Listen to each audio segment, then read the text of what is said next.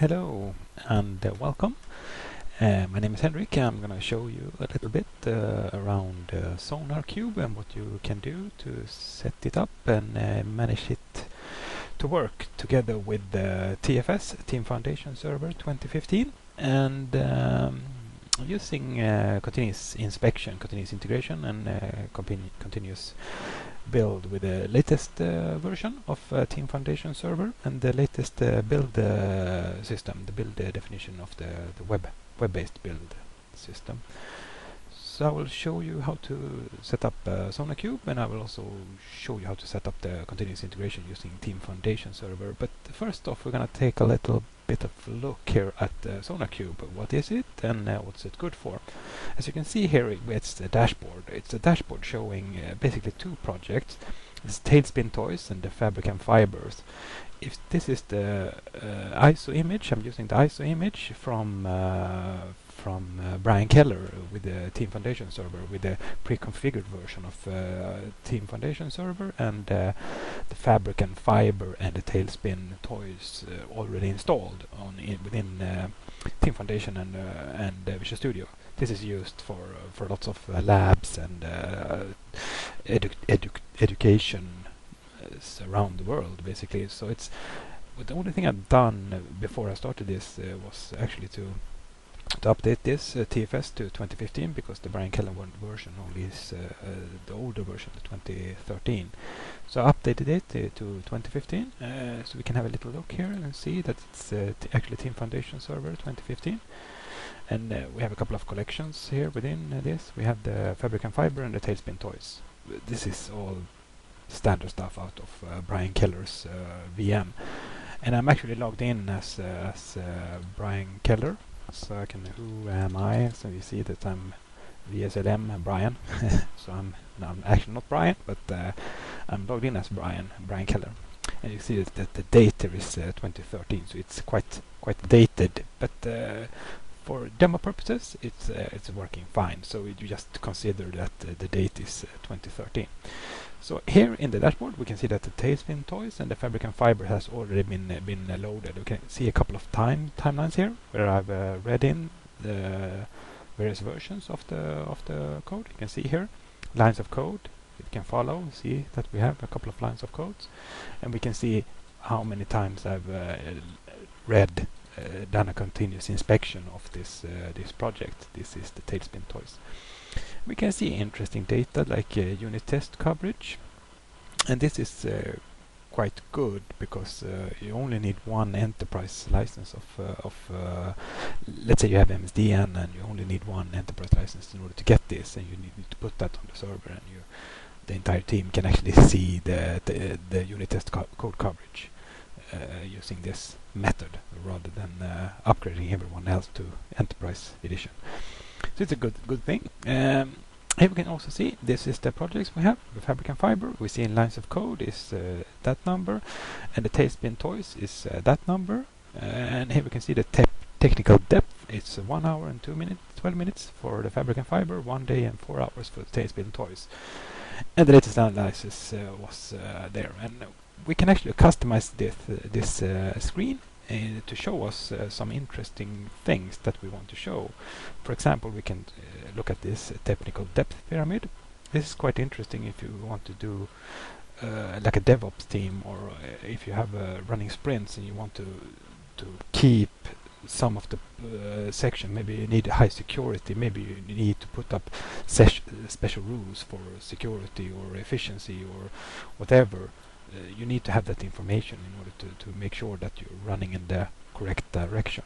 Here you can see we have some arrows. It's actually pointing up. When I did some tests here before, it's actually made the system perform even more poorly than before. So this is just some of the things that you actually can do with this SonarQube. The dashboard, and you can actually drill down into, let's say, TailSpin Toys here, and you can see more data about TailSpin Toys. You can see the lines of codes and the functions and the files, and you can actually click on that and see all of the files, for example, like that. Or you can click go back here just stepping back a bit, and I can see the technical depth. I can click on that and see that, okay, I have 1 day and 4 hours of technical depth. And I can see that this specific file has 1 hour and 37 minutes. So I click on that, I can get some information. Click on this little red thing here. I can see that it's confusing, it's generating 2 minutes of depth, and I can fix this by making the connection string name to read only. So it's suggesting to me that I save 2 minutes of depth if I do this. And that's good. I can look, for example, look for the next one here. I can see this is a major. It's a brain overload. It's a tag for that. It's causing 1 hour of depth, and the reason for that is that the cyclomatic complexity is 11. It shouldn't be higher than 10 according to the settings that we use out of the box within with the MSBuild Runner within SonarQube. So here we can probably do some cleaning and optimization and so on, in order to gain some depth, basically.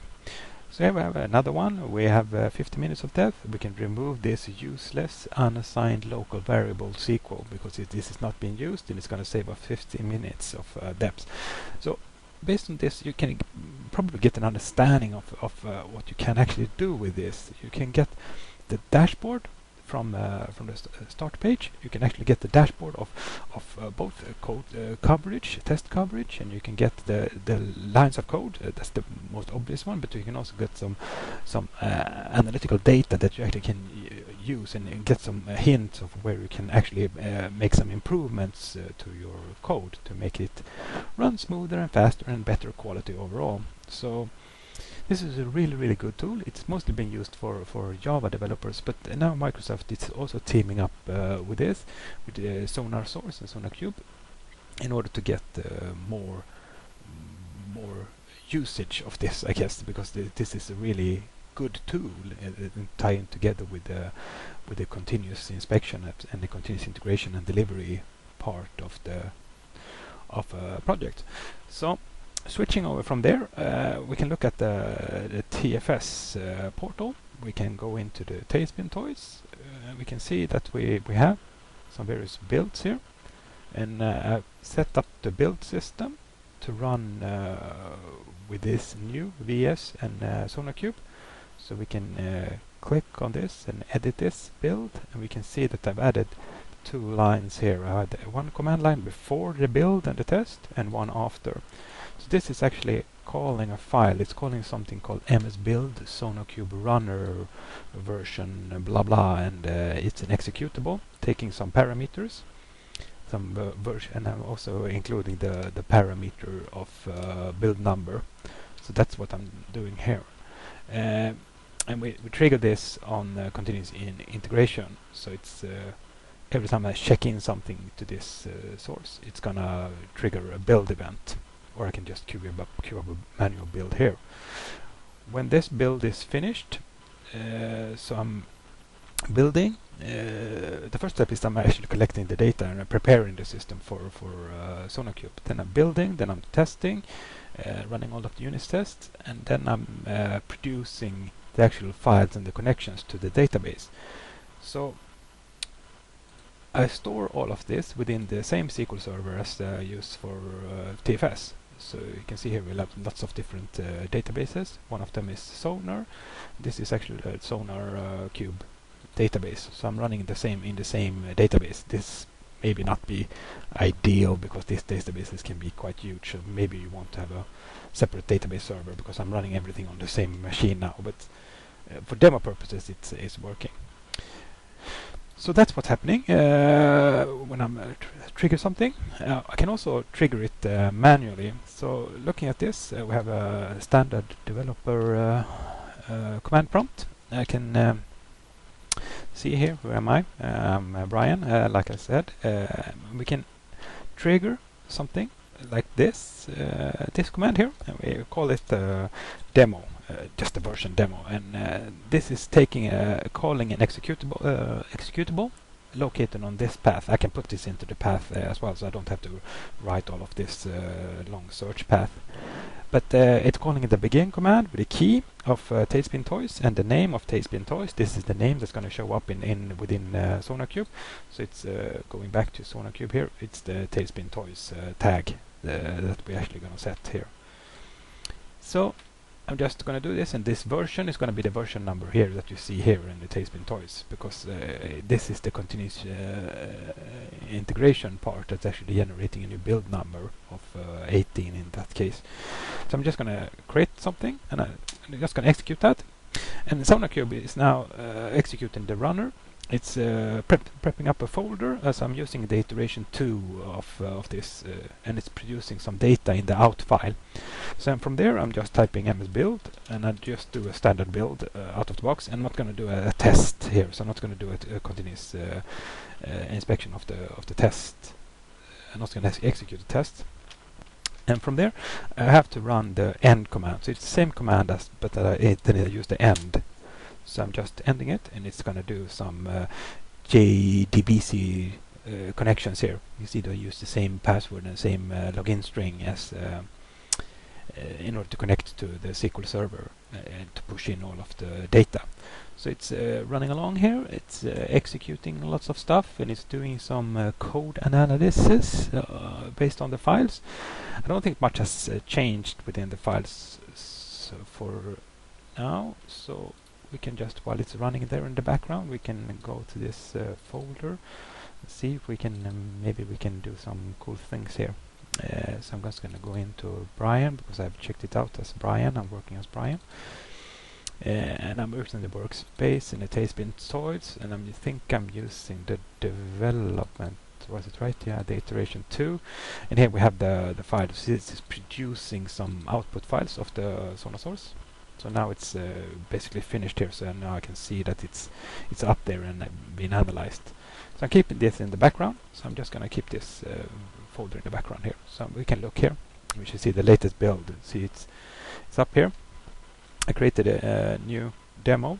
See that it's the demo version. So I can click on the TailSpin Toys, and I can see here, okay, this is the latest version of the TailSpin Toys. I can click on more here, and I can compare this. Maybe I want to compare this to some other project or phase or something. So this is quite interesting, because this you can use as a baseline. So you can use that since the previous version. I can compare, create a widget of the latest version, but I can also compare since the last version. So I get the comparison from this version to the average version, see if I'm trending in the right way. So see here we added 1 hour and 17 minutes and 5 new issues since the last version, last time we ran this. So I'm not going to do it. We're going to do this again, but I'm going to go in, and I'm not going to open up Visual Studio. So I'm just going to go in directly in here and hack something. Let's take something, probably something easy, like the model maybe. That's probably good. No, that's not so good. We take the web, and we take the controller, and we take the order controller, and we just open it up in Notepad++. And we remove this comment and just type something, x, to 01, something like that.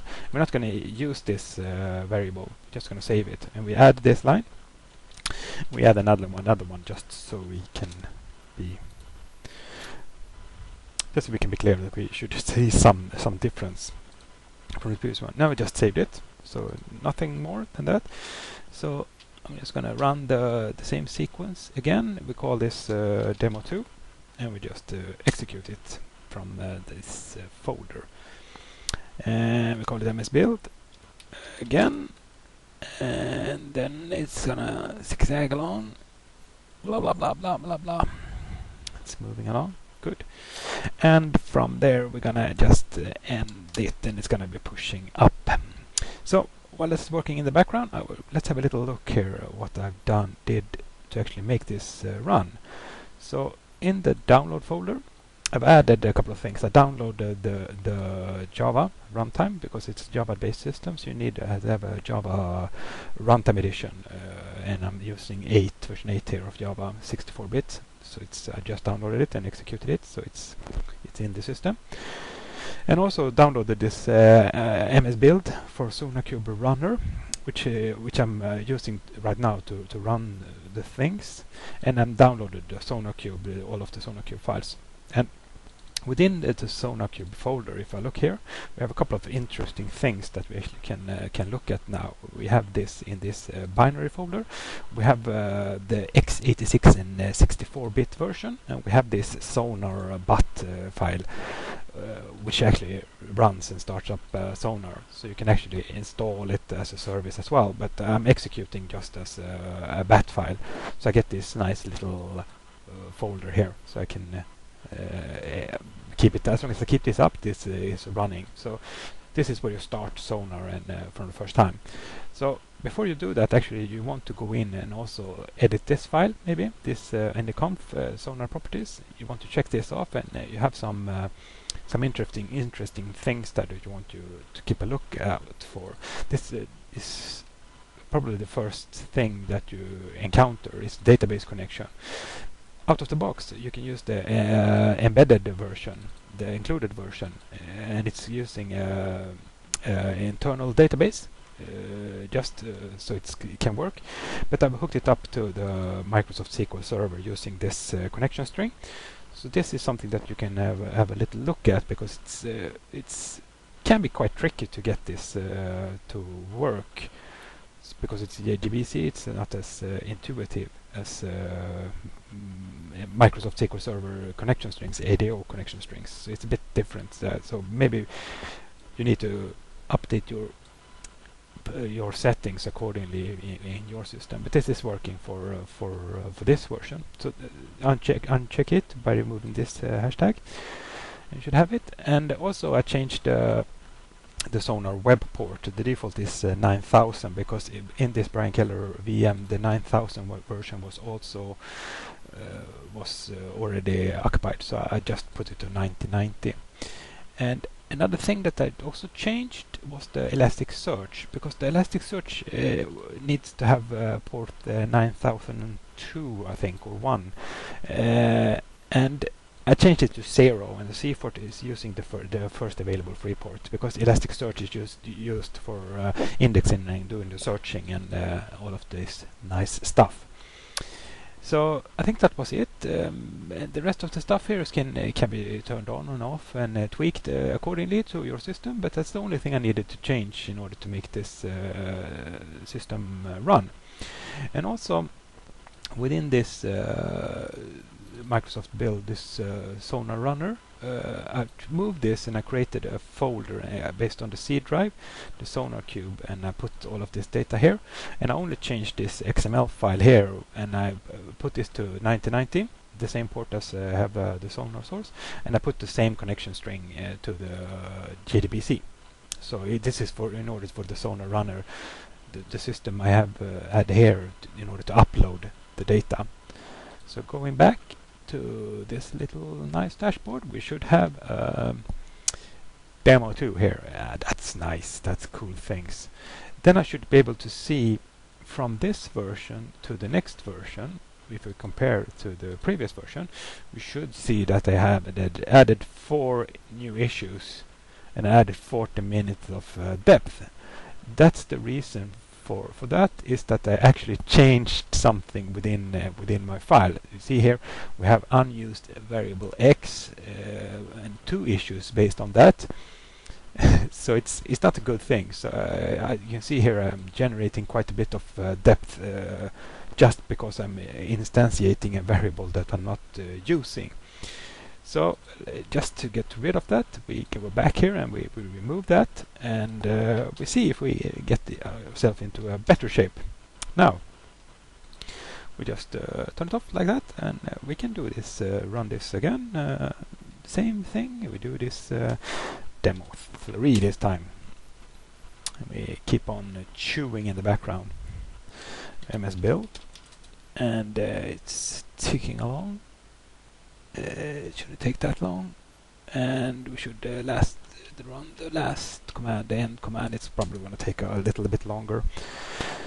And while we're looking at that, I will go back to the TFS for TailSpin Toys, And we can have a little look of the TailSpin Toys portal here. You can see that we have this build system. It's completed 4 hours ago. This is because I'm running the system not with the continuous integration with but from the developer prompt. But within this build system, Microsoft has created a really nice new build system. The old one was the XML definitions build.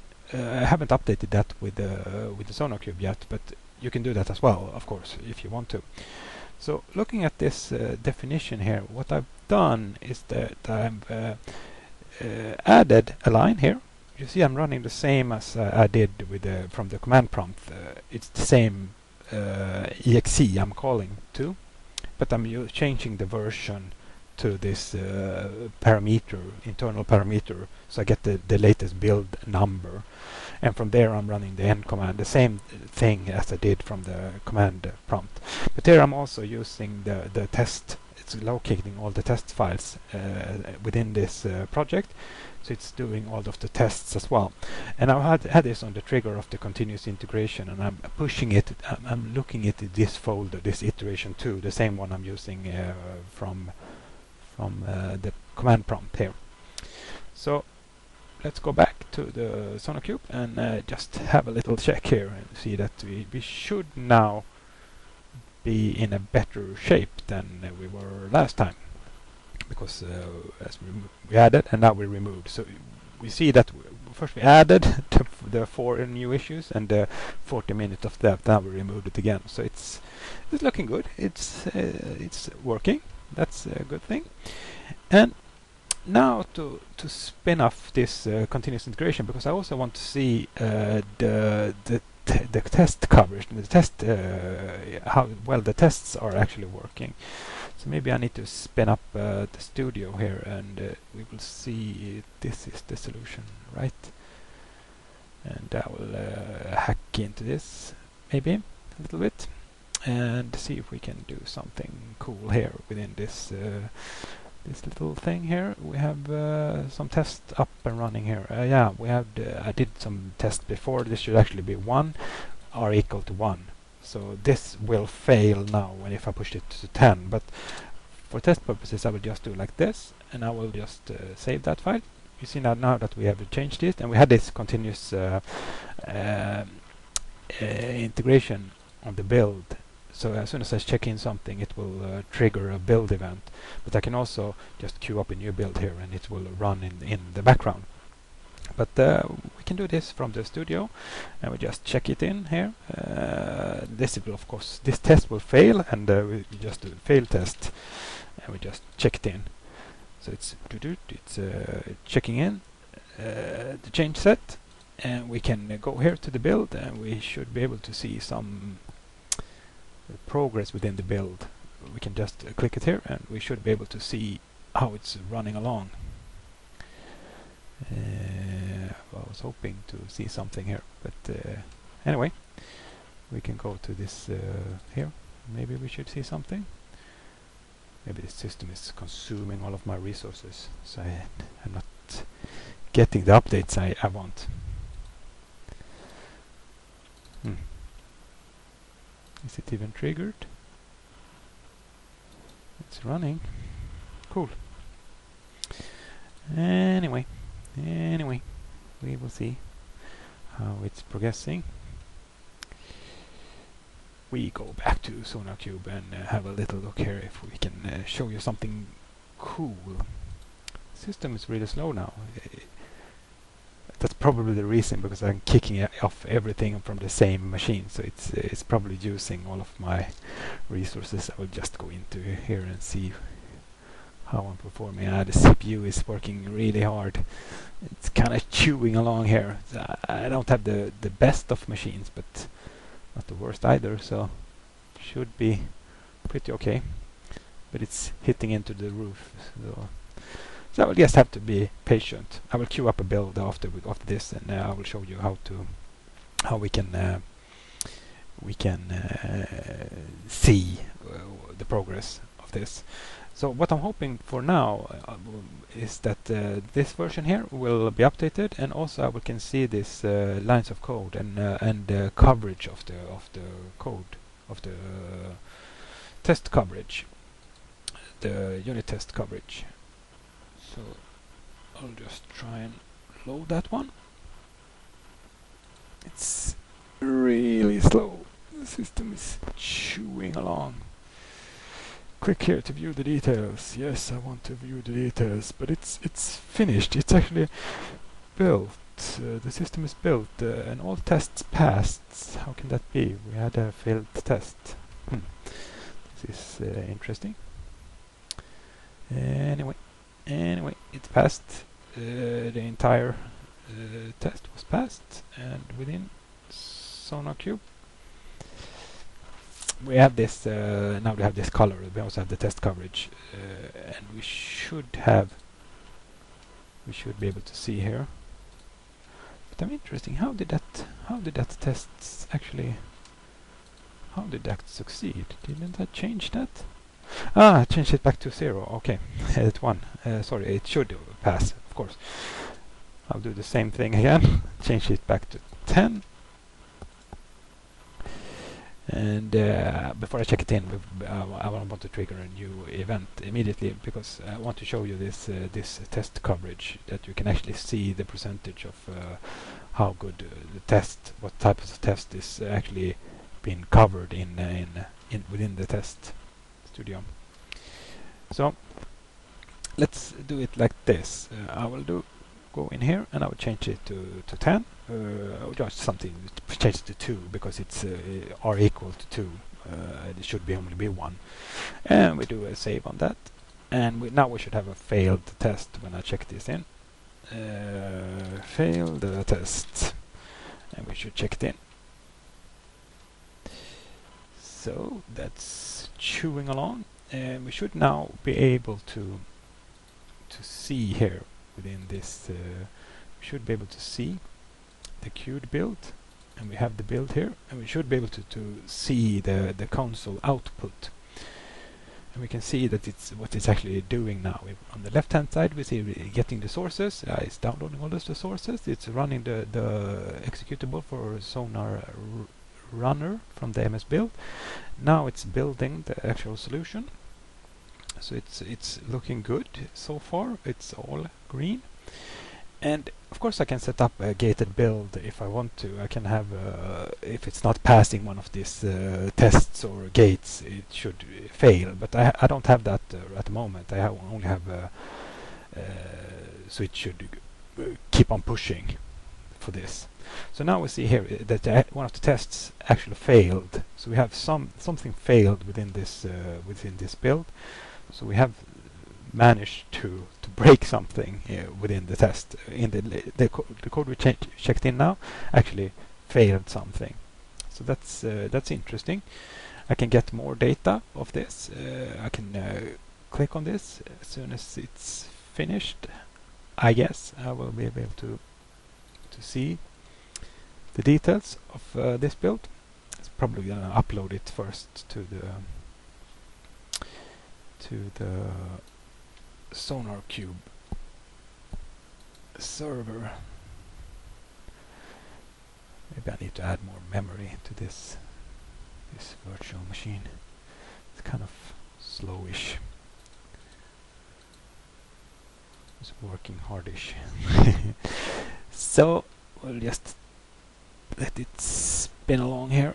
0.19 is it's something with a chart controller there. It's running along. 2 minutes. It's using this agent. This is quite interesting that you can actually set up agent. You saw this on one of my download folders. In my download folder here, I have downloaded an agent. Then this agent is a PowerShell script, which is actually installing the agent on the machine. You need that agent in order to make this run. So just for test purposes, I can show you how to set up how to download that rather. But I will just show you this. is how you get to this, and you can click on that and you can get more information about the actual test, and you can dig down within. There actually is some quite good dashboards within TFS as well, that you can get some information about the tests and what fails and what's not failing and so on. But let's go back to this TailSpin Toys here. Let's go to build, and let's check this, edit this definition here. We need, in order to make this work, we need to actually have, in general here, we need to have some kind of queue, and we manage that by going to this. You can go to settings as well and go to build and go to manage pools. You see that we have something here called or VSLM-2. This is I just installed 2015. It's a part of the new build system. We download this agent and we get the zip file, and this is the agent zip file. I'll just put it down here, and I get this here, and you can run it by using PowerShell as an administrator with admin privileges of this, run as administrator, and you just execute that configuration file, and you get some questions how you want to install this, and if you want to install it. As soon as you have this, you should see that it's green, so that can be something that you can look into as well. So going back to SonarQube, before I round this up, you see that we've done 20 builds today. We have this depth, and we can change all of the settings and files, and we can actually get quite a bit of analysis going just by setting up this within this continuous inspection. So that's it for me for now, and I hope this has been useful for you, and thank you very much. Bye bye.